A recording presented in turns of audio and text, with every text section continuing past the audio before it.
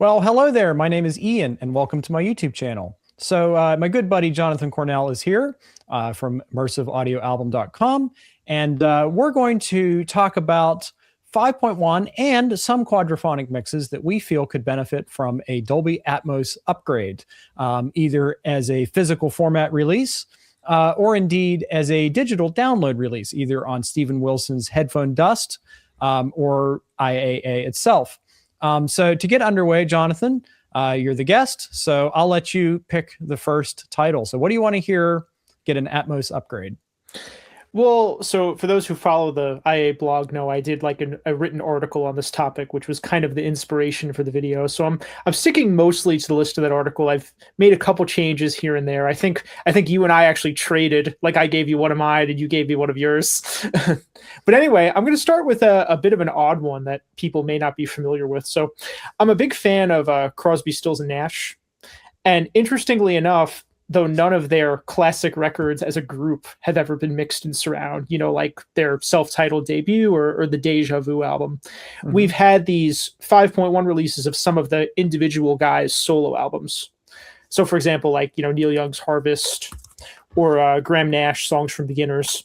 But the one I want to talk about is David Crosby's debut album. It's called If I Could Only Remember My Name.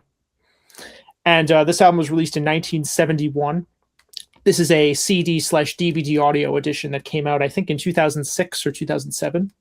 This is a really interesting record. I would call it kind of like psychedelic folk music.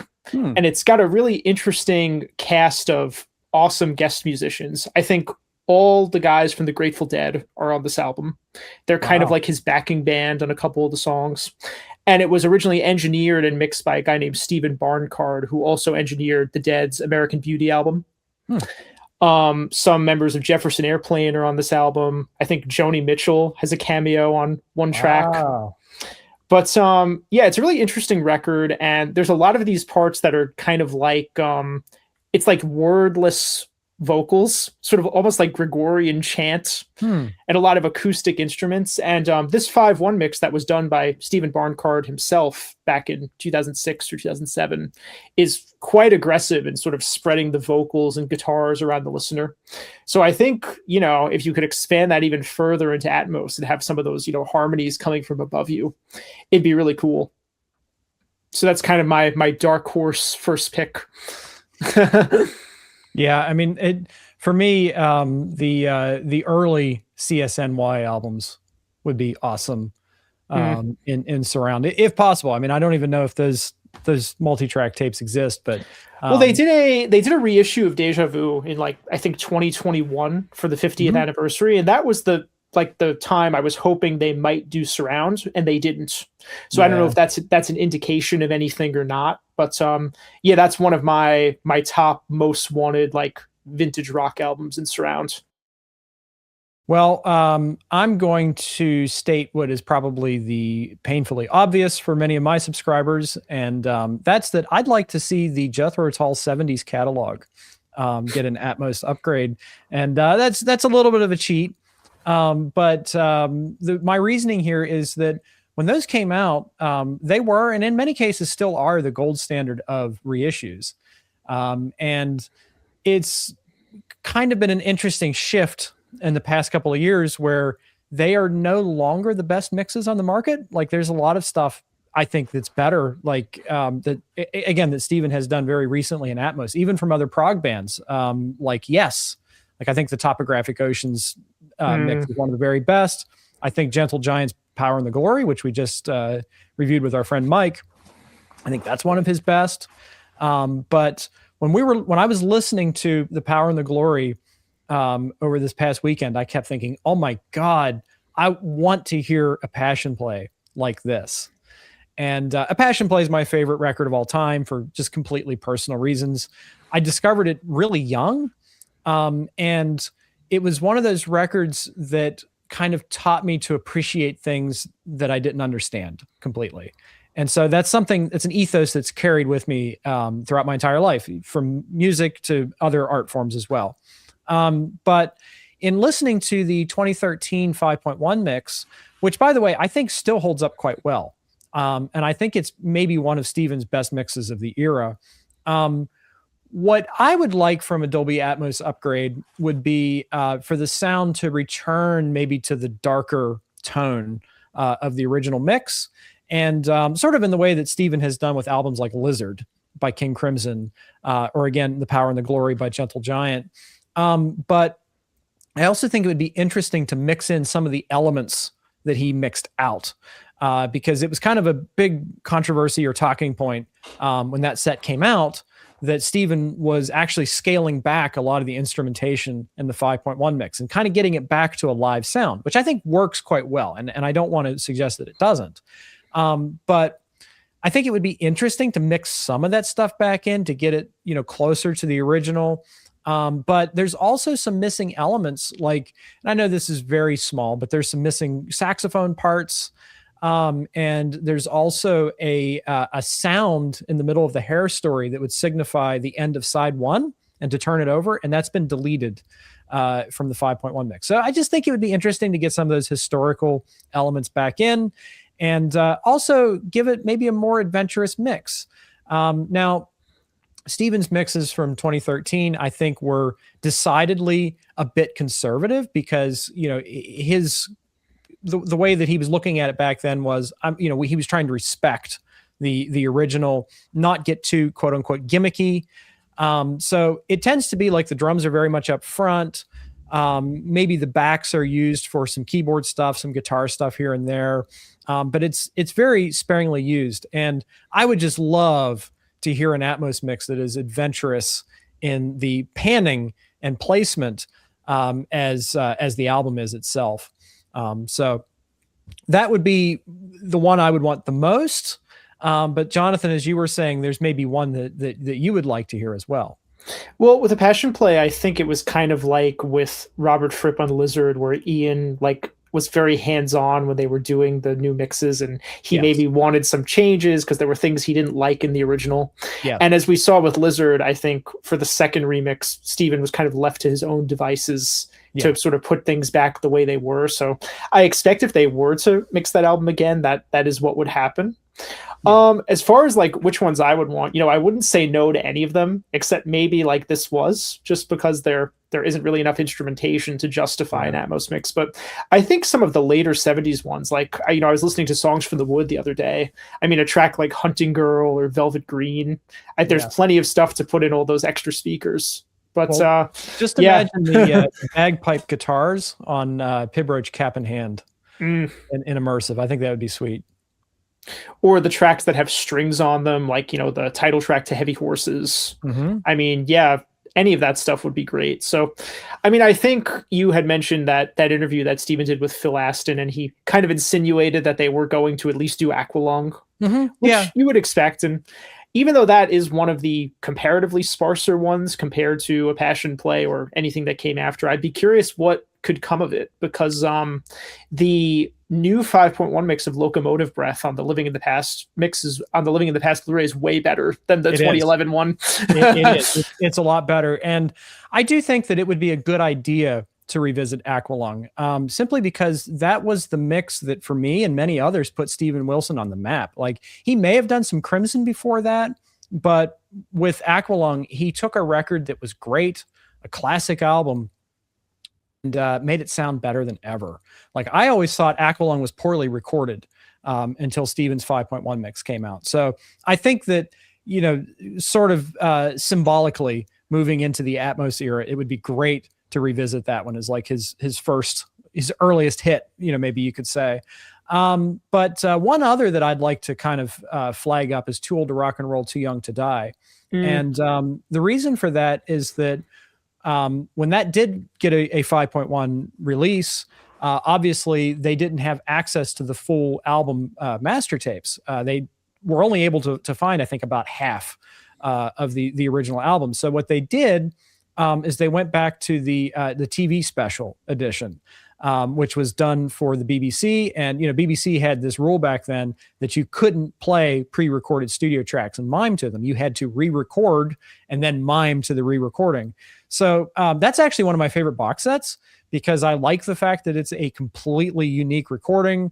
And in some ways it's better than the original album mix. But I think it's odd that Jethro Tull have gone to the trouble to reissue, I think, all of the 70s albums, the box sets, except for Too Old to Rock and Roll, Too Young to Die. And it's made me wonder if they found those other tracks, because again, it's only like 4 or 5 songs that are missing.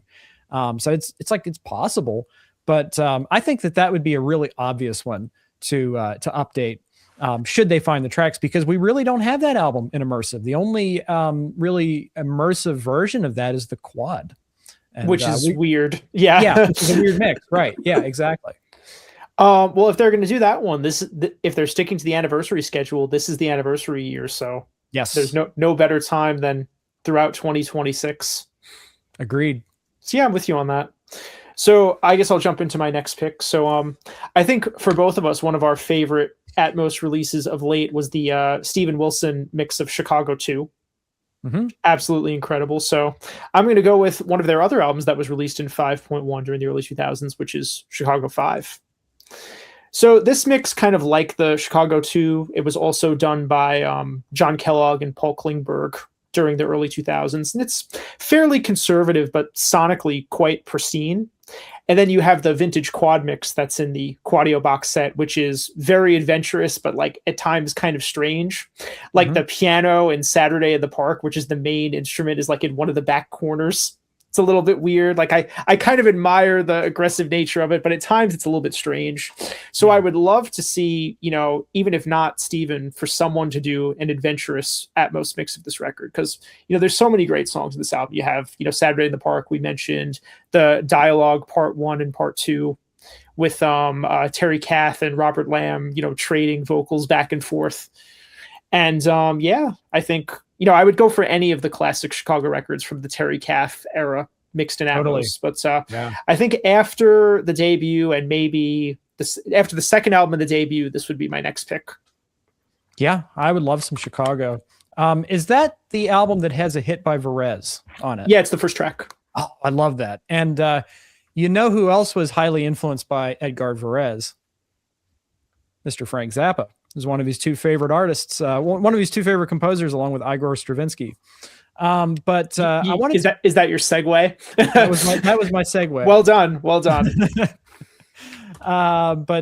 So I wanted to mention Roxy and Elsewhere, even though this is a little bit of a cheat. I'm holding up Roxy the movie, but there is a 5.1 mix included with Roxy the movie, and I'm not sure who did it. I'll have to put maybe a graphic over top and tell you. But unfortunately, the 5.1 mix for Roxy the movie is kind of ambient. It's like audience mics are in the back, and it's just kind of a basic stereo mix up front. It sounds lovely. Don't get me wrong. It's very well captured. The performance is great. It's a classic Zappa release. But as you and I both know, there does exist a quadraphonic mix of the original Roxy and Elsewhere album. And here I have Roxy and Elsewhere. So the first thing to know about Roxy and Elsewhere is the Elsewhere part, which implies that some of this is from the Roxy Theater in Hollywood and some of it is from elsewhere. So it would be nice to come up with some sort of release that couples the quadraphonic mix, which we don't have, as well as a new Dolby Atmos mix of the album by Karma Goebel and Eric. I mixed them up. By Karma and Eric. Karma Auger and Eric Goebel. We'll just say they need to do a new Atmos mix by Karma and Eric very soon. So what are your thoughts on this, Jonathan? Well, I think what you mentioned, we were talking a little off camera before we started this video, and you had said that since they had reissued the complete sessions, like it sort of makes it more difficult to justify doing another reissue just for surround sound. Mm-hmm. But I know that Joe has been talking in interviews for years that they have that vintage quad mix that Frank did. In fact, I think they've even played it at some they played it at NAMM one year at some kind of audio convention. So they have the transfer for it. I think if Karma and Eric did a new Atmos mix, it would probably be pretty similar to the one they did for Cheaper Than Cheap, which is to say it would be a little less aggressive than the studio albums, which kind of makes sense. Mm-hmm. But I think that mix sounded good, and it would be good to hear Roxy and Elsewhere presented that way. I mean, if the issue is that they don't want to sort of put out, they have no extra material to sort of supplant the Atmos mix, then it would be great if they could just put the surround stuff out as downloads, Sure. for the people who want it. Right. Yeah, I would agree with that. And it is important to mention that some of the Elsewhere portion of Roxy and Elsewhere has come out, and it's in the bookcase behind me. But the release was Eerie 74, and it was the Mother's 10th anniversary. The reason why I'm bringing this up is that I believe those are 4-track recordings. So I'm not so sure what could be wrung out of those 4-track recordings in Dolby Atmos.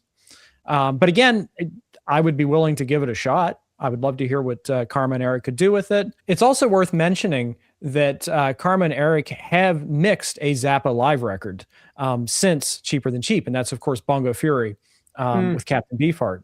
And that is super adventurous, in my opinion. Like, they managed to raise Terry Bozzio's drum kit above me.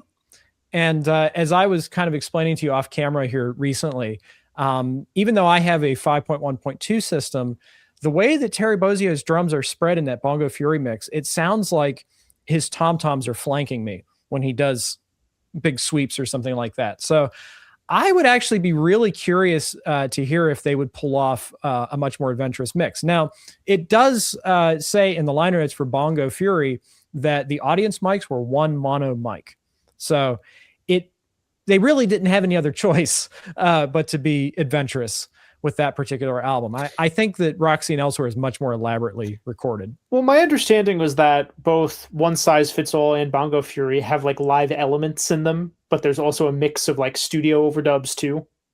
I would say that maybe more so for One Size Fits All than Bongo One Fury. Size Fits All is like 20% live, and Bongo Fury is more like 75 or 80% live.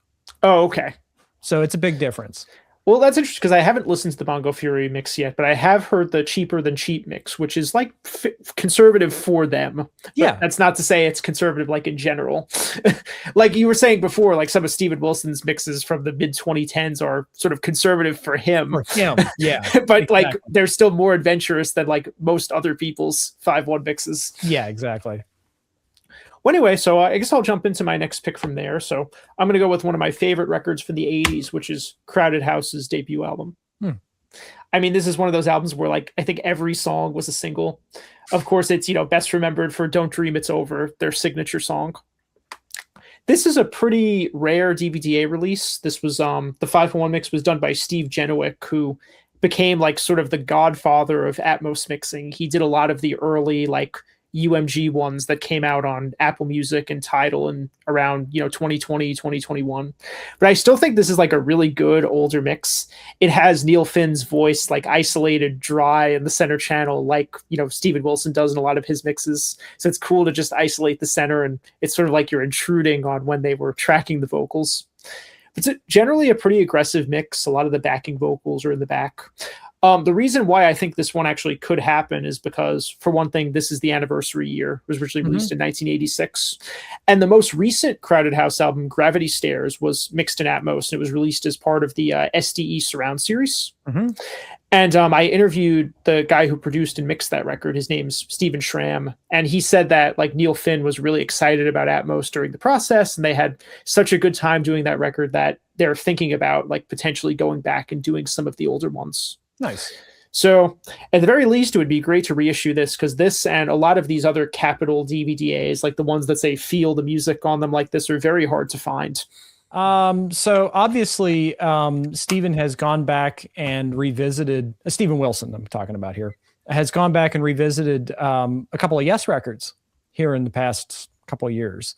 We've gotten the Yes album, we've gotten Fragile, gotten Close to the Edge, and most recently Tales from Topographic Oceans, which I think might be the best of the lot. The Topographic mix is pretty impressive. But we still have one that's left to be redone, and that's Relayer. And I was actually, I had a chance to revisit a little bit of Relayer, and I think I'm on record as saying it's not one of my favorites of his, but it's actually a lot better than I remembered. but it's kind of a similar situation to me as the Passion Play 5.1 mix, where again, everything is pretty much stagnant in terms of instrument placement.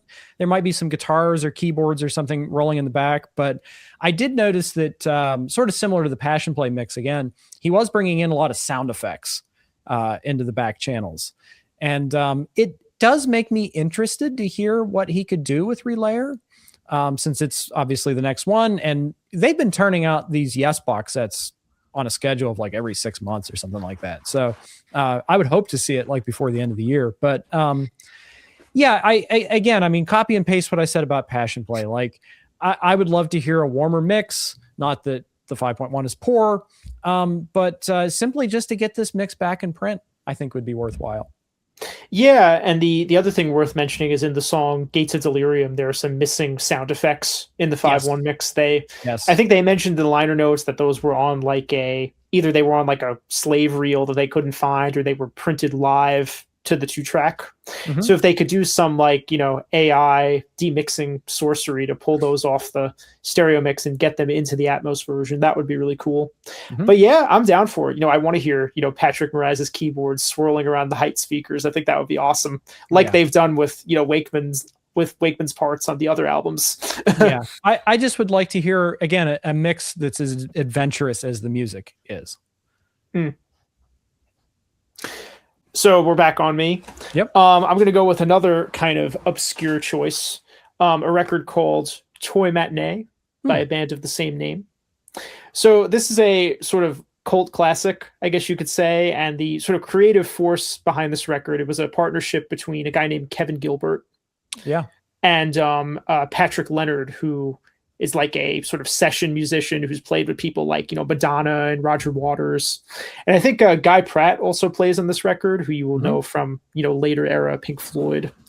And this is a really interesting record. The 5.1 mix was done about 10 years after it came out. So the record is from 1990, and the 5.1 mix was done around like 2000, 2001.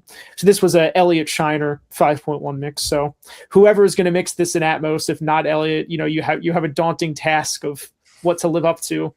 But I think like it's a very eclectic album. You can identify a lot of the influences. Like it has that sort of super hi-fi sonic clarity you'd associate with like Steely Dan.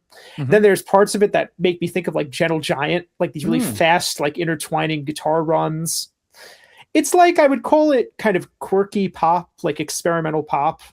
And it's a really impressive 5.1 mix, with all kinds of like little details, little guitar bits and backing vocals popping out of the back speakers. And again, it's one, like, it would be nice if this could just be reissued.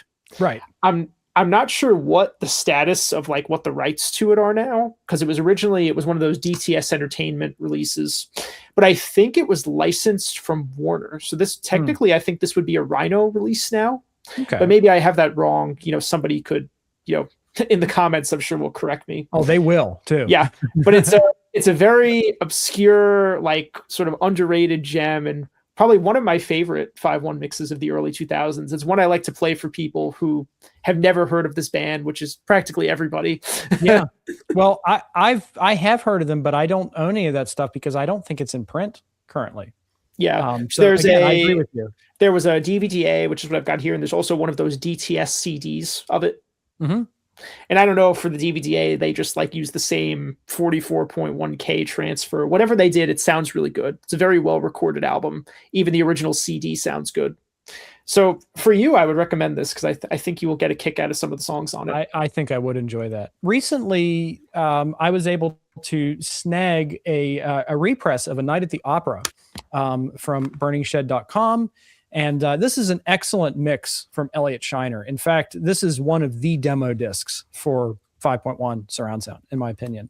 And I was just glad to have a physical copy of it because the old DVD, and I think there was like a CD and DVD deluxe edition, those were long out of print. There have been a number of different versions. There's also like on the later versions, there's that it ends with that instrumental piece, God Save the Queen.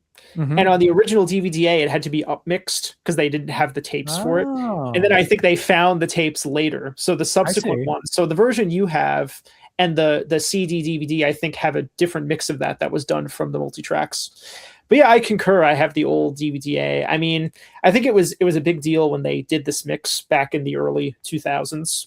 There's a very detailed article on the Mix Online website from that time where they interviewed, Elliot Shiner and Brian May and Roy Thomas Baker about the process of doing the 5-1 mix, and it's extremely detailed. So if you get a kick out of these kind of conversations, I would definitely recommend looking for that article. Maybe we can link it in the comments. Yeah, we should.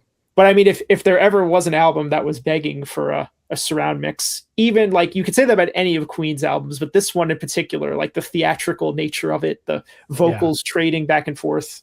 I think Bohemian Rhapsody is, of course, like the track everyone knows, but there's another piece in this album called The Prophet Song. That's arguably even more complex than Bohemian Rhapsody. So again, like I said with Toy Matinee, if someone else is going to mix this in Atmos, like it will be daunting to live up to this mix. I mean, I would love for Elliot to do it. Because if Does Elliot Shiner do Atmos? He's done a couple of like indie records in Atmos recently. He's done one for this artist called Madeline Peru, which we have on IA. That's really good. He did one for the New York Voices, the like choral group. He hasn't done any like major label ones, but the 3 that he's done so far, which are all up on IA, are really cool. Yeah. I think the only risk here is that the Atmos mix might be inferior to the 5.1, because if you look at like the Queen 1 mix that came out, that wasn't so great. And apparently there is a Queen 2 mix that's on streaming. I think it like just came out on streaming, and hopefully there'll eventually be a Blu-ray, but it seems like they're on the path of doing them in Atmos, so maybe they'll get to this one eventually. Yeah. But I feel like if you just took this mix and put like half the stuff that was in the rears and the heights, like that would be perfect. That's all you need to do. Yeah. Honestly. Yeah. So you want to take the next? Sure. So my next choice is, I guess this is the first one on my list. That's the original release was an SACD, but this is James Taylor's Hourglass album from the late 90s. So this was kind of like I don't know if I'd call it like a comeback record for him, because I think he pretty consistently was making records, but I always think of his classic period as like, the late 70s, early 80s, particularly like the Warner albums, like Gorilla, One Man Dog, which both those records had quad mixes actually. But this was released like kind of in the 90s, and I think it did pretty well for him kind of when he was past like his peak popularity. And I think this was one of the first major label albums to be mixed in surround. This mix was done in like 1998, 1999 by Frank Filippetti did this mix, and he did a bunch of other mostly Sony label projects. Like he did Billy Joel, The Stranger, and 52nd Street. He did Meatloaf's Bad Outta Hell, which is a fun 5-for-1 mix, as you could imagine. But this is it's pretty sparse record. It's kind of like very mellow. So it's basically James Taylor's voice, very isolated in the center channel, and the rest of the orchestration kind of wraps around. And I was listening to it, and while it is like a pretty conservative mix, I was thinking like, if you could do a little more aggressive version, like with some of the harmonies, more behind you, because on some of the records, like the backing vocals are in the front and the lead vocals in the center. And I was listening to it the other day because it's such a great sounding album. And like if they could make the mix a little bit more aggressive, maybe put some of like the strings or like just some reverb in the heights to make it feel like you're more in the studio, that would be a really cool kind of new way to experience this album. And there are a bunch of James Taylor records that were released on SACD, some of them like from the mid 80s that were remixes, and this one was done at the same time it was new, but all of them are pretty good. So again, like all these old Sony 5.1 mixes are long out of print and really hard to get. So reissue the 5.1 mix, do a new Atmos mix. I think people would be into that. Cool. Well, I recently bought the Analog Productions SACD, the new master of Genesis, the 1983 Shapes record, which I have behind me, but I forgot to grab. And I was listening to that, and I just recently played Steven Wilson's mix of No Jacket Required, the Phil Collins record, which was produced by Hugh Padgham. And of course, Hugh also did 2 Genesis records, right? He did Abacab, and he did the Shapes record. And I started thinking, wouldn't it be interesting if Steven Wilson also did the Padgham produced Genesis stuff. So we could get, well, let's just imagine a Steven Wilson Atmos mix of Mama. I just think that would be positively mind blowing, or even Me and Sarah Jane off of Abacab. But then I also started thinking about the 70s Genesis catalog, which is behind me here. And I'm not happy with any of those mixes. I'm extremely unhappy with the new Lamb Lies Down on Broadway Atmos mix. And I think it would be nice if somebody like Stephen W. Taylor could do, we had talked about that awful April Fool's prank where they announced that that maybe we might get a Trick of the Tail and Wind and Wuthering. But I started thinking that Stephen W. Taylor would just be perfect for some of those late period albums, especially albums like And Then There Were Three, which kind of has a compromised production already. But I don't have the 80s Genesis records, but it's just such a tantalizing, or I should say, I don't have the 5.1 mixes of the 80s Genesis records. So I can't comment on them, but I'm in general unhappy with them. So what a tantalizing idea it would be to have Wilson remixes of those. I think if you ask like any sort of surround fans who are into Genesis, a lot of people would like to see someone take a second shot at all those records. Particularly that sort of like that middle box, the one that's like 76 to 82. Yeah, my like favorite. I've never been happy with Trick of the Tail or Wind and Wuthering, the Nick Davis mixes. And like of all those 2007 mixes, the most interesting ones are probably the Gabriel albums, but even those are like not as good as they could have been. Yeah. So, I mean, for the Gabriel era stuff, I would nominate Hans Martin Buff to do some of those. Like, I'd love to see what he could do with like Foxtrot or Selling England by the Pound. Indeed. And yes, Stephen W. Taylor for some of the like middle ones that are still proggy, but after Peter Gabriel left the band, sure. I mean, Stephen mixing Abacab, sign me up. That would be sick. Even like the later ones, like if someone wanted to do a more aggressive mix of Invisible Touch, like that would be cool. The later albums too, the mixes are more conservative than I think the music calls for. There's all those like crazy electronic drums. Like you think about what Steven did on No Jacket Required, like on some of the songs, like those like synth drums are in the heights and it sounds awesome. So I'd like to see some of those later 80s records tackled with a more adventurous spirit, let's say. Indeed. And, Stephen did talk about developing a relationship with Hugh Padgham. So I want to see where this goes. Yeah. Well, how many records has he done already that were produced by Hugh Padgham? I mean, the XTC stuff. Oh, yeah. I hadn't thought about that. You're right. And now Phil's solo catalog. So, yeah.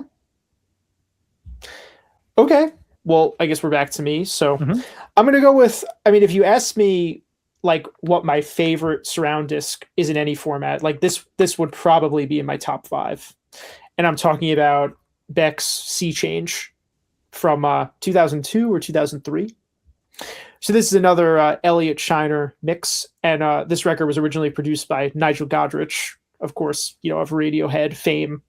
So this is, again, like it's sort of kind of like the Crosby record. It's like this weird, like psychedelic folk music with electronic overtones.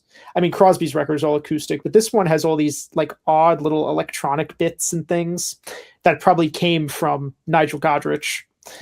And it's just a fantastic record. It's kind of like it's like a breakup album, I think. I don't know all the background of where the songs came from, but it's always been one of my favorite 5.1 mixes. There's nothing I would change about this mix. But if someone wanted to attempt to do it in Atmos, I think there's more than enough, elements in the production to justify that. I know it's interesting. I had read that Bruce Sword said in an interview that he was very influenced by this album because it's the same kind of like melancholy kind of acoustic style that you get in a lot of his solo records. So sure. Yeah. I mean, if he were to take a shot at it, like that would be cool. Agreed. Yeah, I'm very impressed with Bruce's work. I've been kind of preparing for the Under Wraps box set by listening to some of his stuff, and he's definitely he's starting to etch out his own little spot on my Mount Rushmore of Atmos engineers who I trust. So Elliot Shiner also did some Steely Dan stuff, right?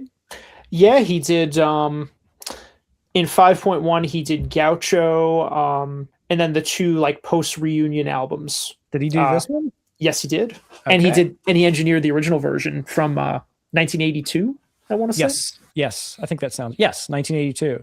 Yeah. And famously, one of the first digital recordings. Like, this is the one where everybody was tearing their hair out trying to figure out what this digital thing was all about.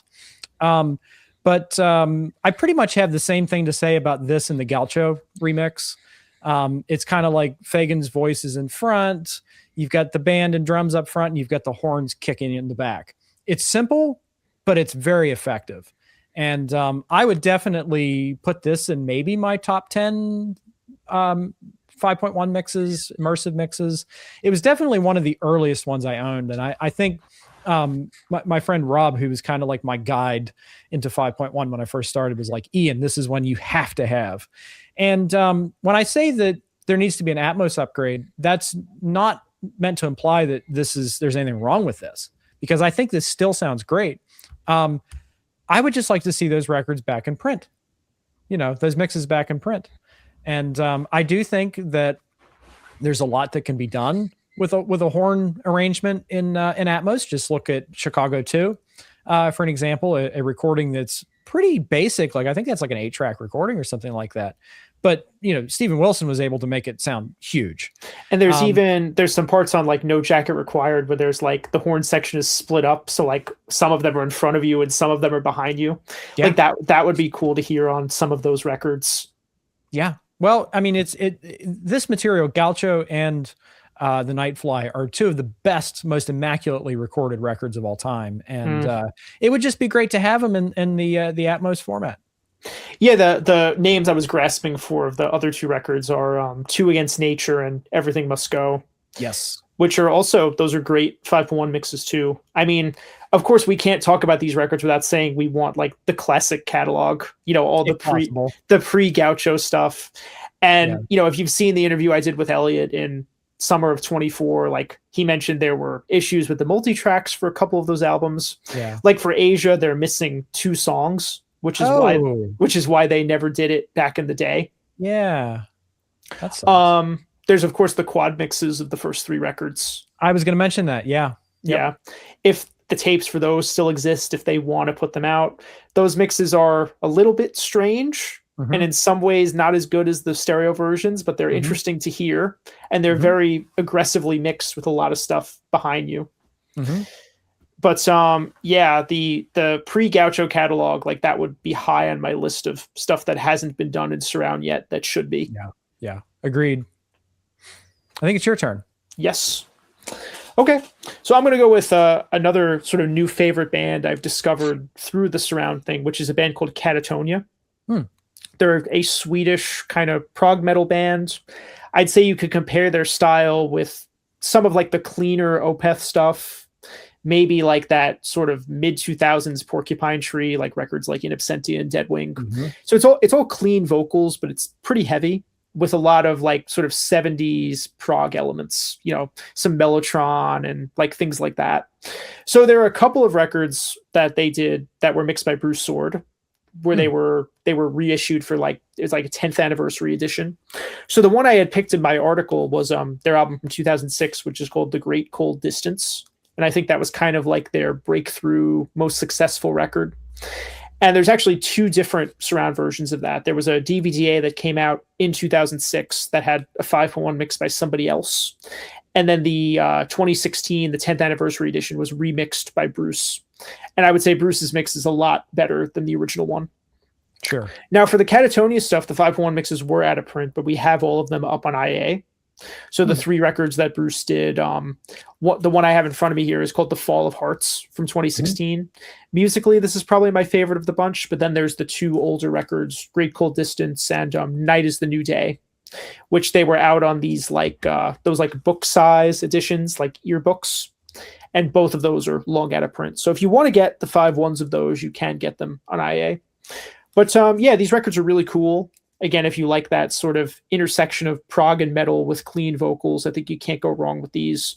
Bruce did a great job on the mixes. And I had mentioned to him when I interviewed him recently, but under wraps, like for if there's any conversations about going back and sort of upgrading some of those to Atmos. And I think he mentioned like it wasn't something anybody thought about, but maybe it could happen.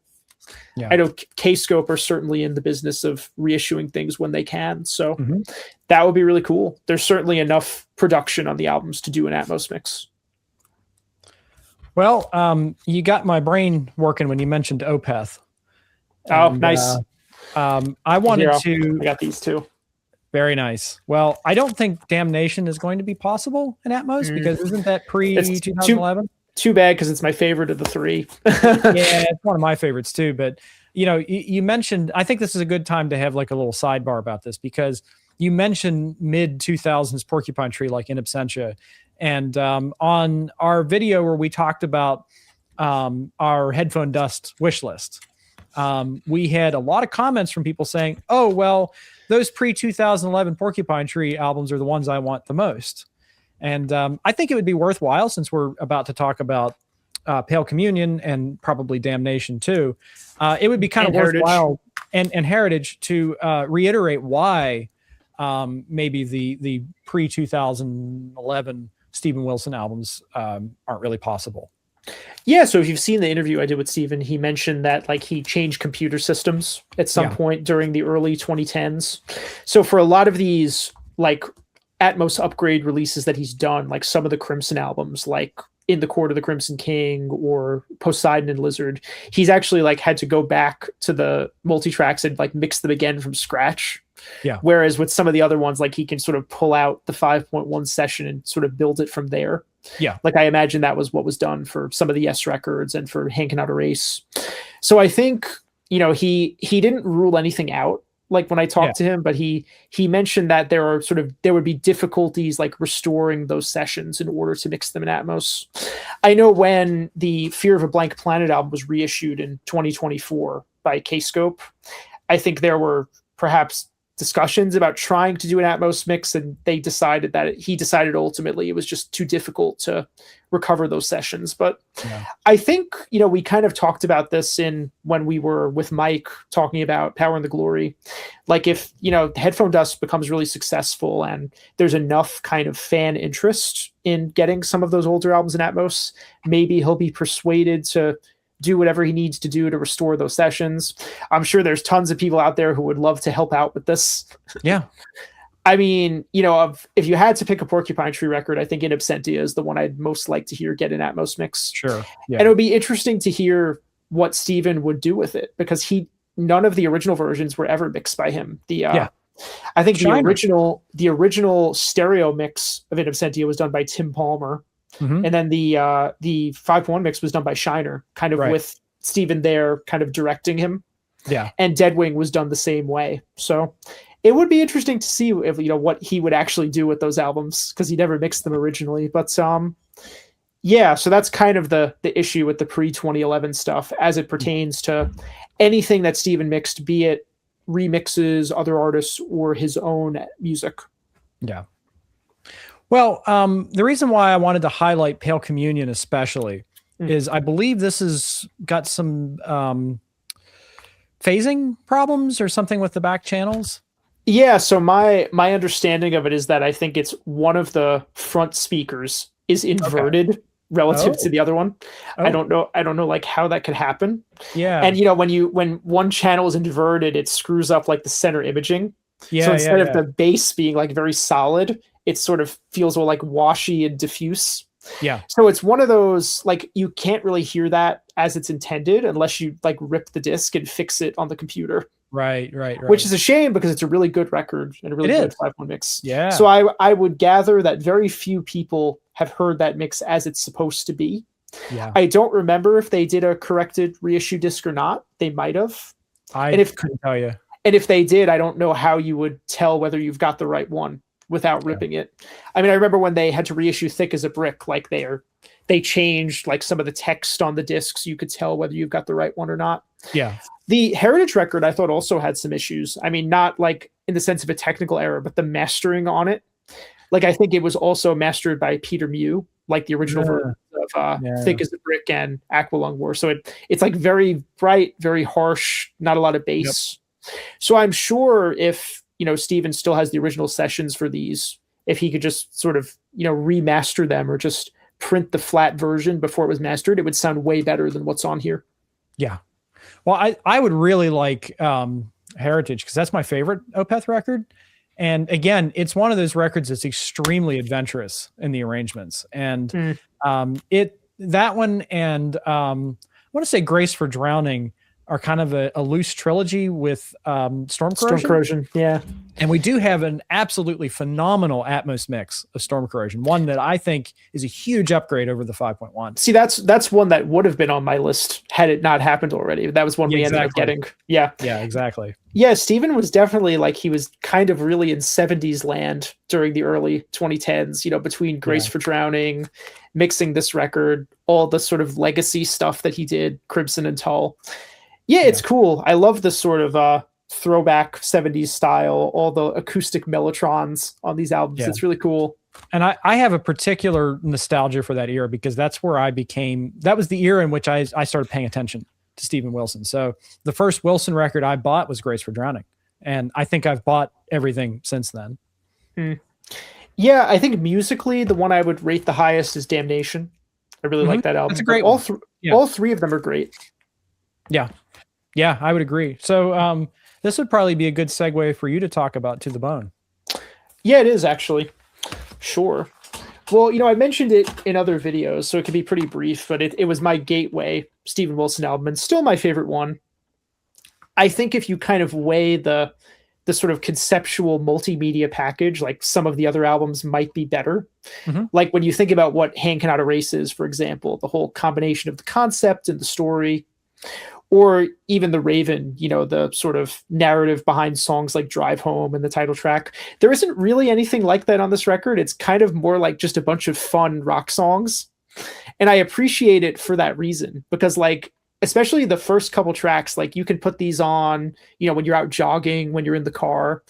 I mean, so many catchy tunes, the title track, Nowhere Now, The Same Asylum as Before.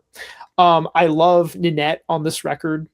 Yeah. I know that when she did the stuff she did on Hand Cannot Erase, like the vocal on Routine was just sort of written for a female vocalist, and they auditioned a couple people and found her. But then I think Pariah was written especially for her voice. Yeah. And also the other great ballad tune, Blank Tapes. Beautiful song. The only like bad things I could say about this album is I think some of the live versions are better. Definitely. Like the live version of People Who Eat Darkness with Ninette singing lead instead of Steven is hands down better. And maybe it's like one or two tracks too long. They start to lose me a little bit on the second half. Like that song Detonation runs kind of long, but I'm sure ancestral again. Someone in the comments might say like, that's my favorite track. So, I don't know. But I think of all the records on this list, I think it's a given that this one will get done eventually. Yeah. I also maybe find sometime later this year. I don't know. Go ahead. I hope. I was going to say, I also find the mix on that one to be very bright and abrasive comparatively to other Wilson solo albums. Interestingly enough, I think a couple of the songs in the stereo mix were done by other people. Yes. Like I think Permeating may have been remixed by somebody else to get more of that like sort of punchy, like modern pop sound. And I really dig that track. I know like a lot of people were mad about it when it came out, but it's kind of fun. Steven has said that ABBA is one of his favorite bands, and you can tell that's very much an influence there. Yeah, my mom's a huge ABBA fan, and she loves Permeating. So you might be onto something there. So we are coming up on the 10 minutes to an hour segment or point. So I'm going to try and be brief here as I can, but there's a number of King Crimson records that need Atmos upgrades. I mean, we've gotten a few. We've gotten Red, we've gotten Court of the Crimson King. We've even gotten Exposure, Robert Fripp's solo album. But I wanted to point to the missing link of I guess you could call the mid-70s trilogy, even though I think one record 73 Lark Songs and Aspic, and then 2 in 74. But I really want Starless and Bible Black to kind of complete that trilogy, because it's got some of my favorite Crimson material on it, like Fracture. I think Fracture is just a monstrous tune. So I've been really hoping for that, for Starless and Bible Black. And I know this is one that's on your list. And that would be, well, This is the box set that has all three: Discipline, Beat, and Three of a Perfect Pair. Yeah, I got Beat here too. Very nice. And these are actually my favorite King Crimson records. So I'm really hopeful that these happen. But I just wanted to point out that I did revisit Discipline not too long ago, and I think that the old mix still sounds great. I mean, it's a very simple mix. It's just kind of like Adrian's guitar in front, Fripp's in the back, or the other way around. Yeah. And some of the other songs have like interesting soundscapey things, like The Sheltering Sky. But it's one of those records where you listen to it, you can almost imagine what an Atmos mix would be like. You know, like the Seagull guitar at the beginning of Mate Kudasai. Yeah. All that ambient stuff in The Sheltering Sky. You know, I can imagine like some of Tony Levin's like low backing vocals coming out of the height speakers on a few of the songs. But yeah, I agree. I think if I could have one more Crimson in Atmos, it would be Discipline. But it sounds like they might just end up doing all of them. Yeah. I mean, you saw in the conversation I had with Steven, we were talking about Thrak. Yeah, well, I was about to mention Thrak. Yeah. So that's a mix that was done by Jacko Jaksic. And, you know, he hasn't really done a mix that's a hit for me yet. They're all kind of misses. Even like I haven't heard his ELP stuff, but I think that would be another example of records that could be revisited. Well, I will recommend to you his solo record from 2020 called Secrets and Lies. I really like that album. Maybe it was just because I had like a few things to listen to during the pandemic and I got kind of hooked on it. But I like the mix he did on that because it's his record. It's not like he was, you know, referencing a legacy mix or anything. Yeah. Well, I was just going to point out that I would love to see what Steven Wilson would do with Thrak. If possible. And, you know, you've got 2 drum sets on that, 2 guitars, 2 basses. It just sounds like a record that was made for immersive. It's the double trio, right? This is the double trio. Yeah. You were going to mention XTC. Okay, great. Well, I'll particularly highlight these 2 of the ones that have been done in 5.1 that haven't gotten Atmos yet. I think this one in particular, there's so much detail in the production on this album. And it's very like, bright and loud too. The 5.1 mix. The stereo mix like was really bright and loud. And then the 5.1 mix kind of like dialed it back a little bit, but not completely. Yeah. So I would like to hear a warmer mix of this, just with more of all the crazy layers separated out. You know, you think of a song like Across This Ant Heap in Atmos. I mean, can you even imagine? My favorite XTC tune, by the way. Yeah, I love this record. I adore it. And then after how good Drums and Wires turned out, you know, Black Sea to me is a better album than Drums and Wires. Like there's a real leap in quality there. So yeah, of the early records, this one might be my favorite. I mean, an argument can be made for English Settlement too, which I hope will get an Atmos eventually. I hope so. Yeah. But yeah, good call. Good mention for XTC. Yeah.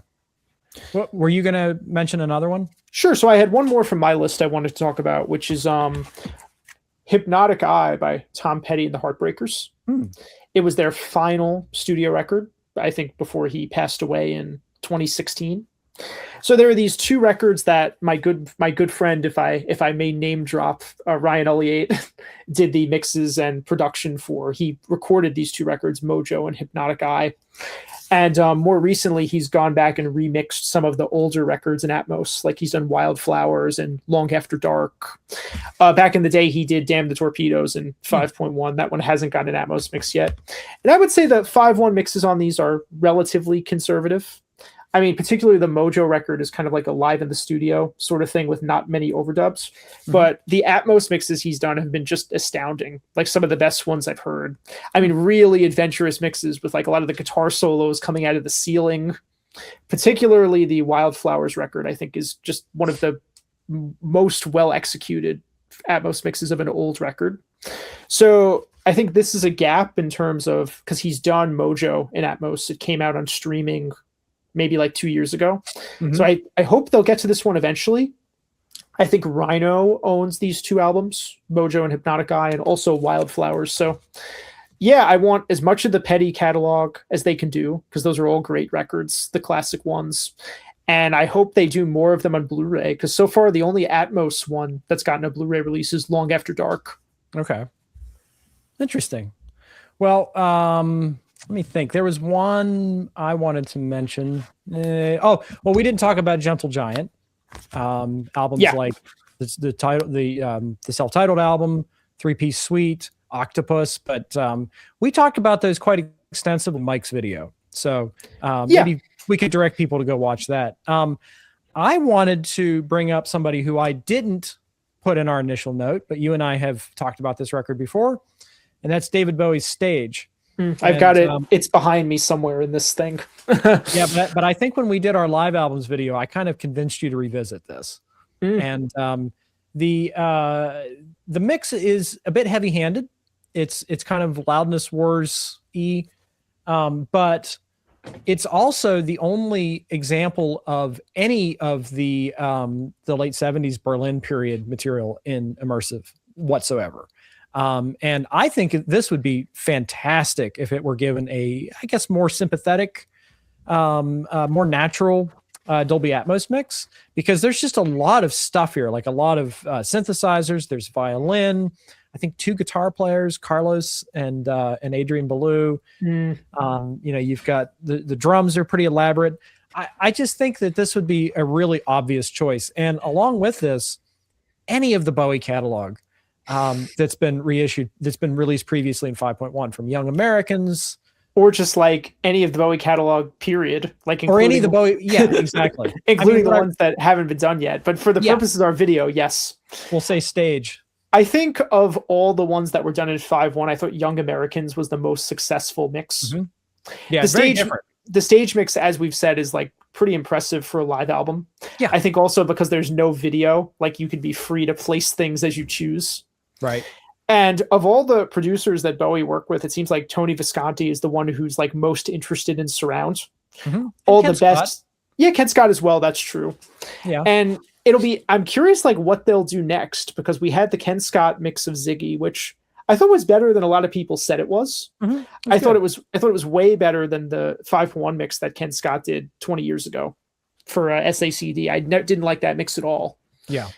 I mean, like, as far as the stuff that Ken Scott did, like Aladdin Sane would be great. For Visconti, the Berlin stuff. They've been saying for a while that Bob Clearmountain did an Atmos mix of Let's Dance that hasn't been released yet, so that would be really cool. That's probably one of the most kind of sonically pristine of all the Bowie records. But yeah, good choice.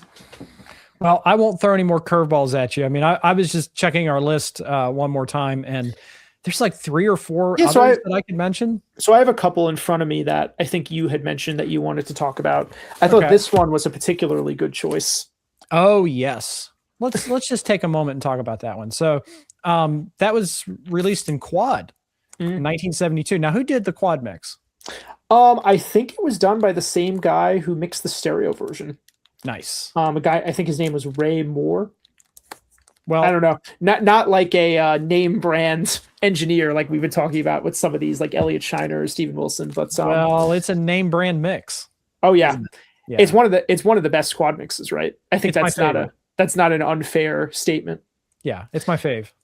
And like, even though it was probably a 8-track recording, which is I would guess. I think so. I mean, a lot of the magic of the quad version is in like the effects they added in the mix, like the delays on Miles's trumpet. So you can just imagine like the trumpet in the center channel and the delays bouncing around above you. You could put some of those swirling parts like at the beginning of Pharaoh's Dance in the Heights. It's one that's come up a bunch of times. Like whenever I've interviewed engineers, I always ask them like, what's a record you'd like to mix in Atmos? And it's one that has come up a few times. Yeah. Is Steven Wilson interested, I wonder? He was not one of the ones I asked about it, but I'm sure. I think he's talked about being a fan of this record on the album years. Sure. I mean, it's interesting because they've done, as far as 5.1 and Atmos from Miles's catalog, they've done like only the really old ones that don't benefit from surround. Yeah. Like they've done Kinda Blue in 5.1 and Atmos. Like, what does that really add to that record? They've done Sketches of Spain. Perhaps the one exception to that is they did In a Silent Way in 5.1, which is a really good mix, and in some ways a bit more digestible than this album. Yeah. But I mean, if they were to do anything of his in Atmos, like this would be my first choice. Mine as well. I mean, you can watch our quadraphonic video for folks watching this at home. That is my favorite quad mix of all time. That one and Adam Hart Mother which is another one that I think would be an excellent Atmos upgrade. But the reason why I wanted to talk about Bitches Brew just briefly is that I have tried for years unsuccessfully to appreciate Bitches Brew, but the quad mix opened it up for me. I get it now. And it's not that it sounds different than the stereo mix. It's just, it opens up all of that instrumentation so I can hear it better. I find the original mix to be very clustered, and I would very easily compare that album to albums like Lizard. Like Lizard was just a year or two later. And probably that album influenced Lizard quite a bit. But that's another record that's just too big for stereo.